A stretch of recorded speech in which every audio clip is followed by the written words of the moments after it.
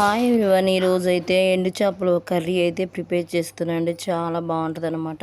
First అయితే ఒక కడాయి తీసుకున్నానండి. కడాయి తీసుకున్న తర్వాత ఆయిల్ అయితే వేసాను. కొంచెం ఆయిల్ ఎక్కువగానే పడుతుందండి.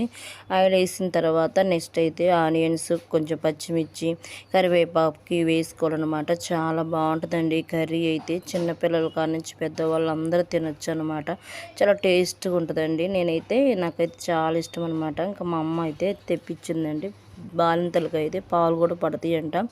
అందుకని చెప్పి ఇక్కడైతే నేనే ప్రిపేర్ చేస్తున్నానండి. చాలా సింపుల్ అనమాట. ఈ కర్రీ అయితే చాలా బాగుంటుందండి. ఈ ఆనియన్స్ అయితే కొంచెం బ్రౌన్ కలర్ వచ్చేంతవరకు ఫ్రై చేసుకున్న తర్వాత కట్ చేసి పెట్టుకున్న టమాటో ముక్కలు కూడా వేసుకోవాలి. ఇవి ఆయిల్లో మగ్గాలండి. మగ్గిన తర్వాత మనకి కొంచెం గుజ్జులాగా వస్తుంది అనమాట. కొంచెం మగ్గడానికి, తొందరగా మగ్గడానికి నేనైతే కొంచెం పసుపు, సాల్ట్ వేస్తున్నాను.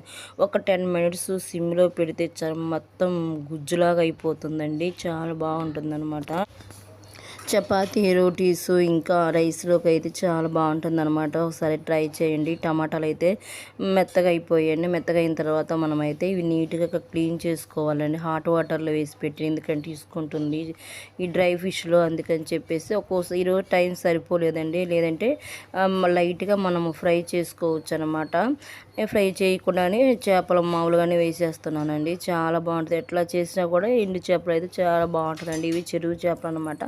సన్న చేపలండి. ఇప్పుడైతే కొంచెం కారం, ధనియాల పొడి వేసుకుంటున్నానండి. వేసిన తర్వాత ఒక 5 మినిట్స్ వరకు అయితే మనం బాగా మిక్స్ చేసుకోవాలండి. మిక్స్ చేసుకున్న తర్వాత కొంచెం వాటర్ అయితే పోసుకోవాలి. సరిపడా వాటర్ అయితే పోసుకోవాలండి. గుజ్జులాగా ఉంటేనే బాగుంటుంది. లేదంటే ఏదైనా కలగలుపు కూడా వేసుకోవచ్చు అండి. ఇక్కడ నేనైతే ఫస్టే కొత్తిమీర వేస్తున్నాను. నాకు టైం సరిపోదని చెప్పేసి. ఇక్కడ చూసారా, చాలా బాగుందండి. చూస్తేనే తినాలనిపిస్తుంది అనమాట. అంత బాగుంటుందండి కర్రీ అయితే. నేను కొంచెం అయితే వాటర్ అయితే పోసి ఉడికిస్తానండి. ఒక 10 మినిట్స్ ఉడికిస్తే చాలు.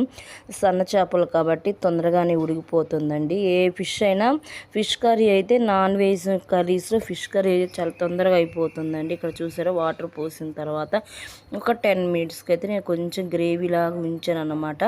ఇంకా ఫ్రెండ్స్, మరిన్ని వీడియోస్ కోసం అయితే మన ఛానల్ని సబ్స్క్రైబ్ చేసుకోండి. ఇంకా అలా వేడి వేడి అన్నంలోకి అయితే చాలా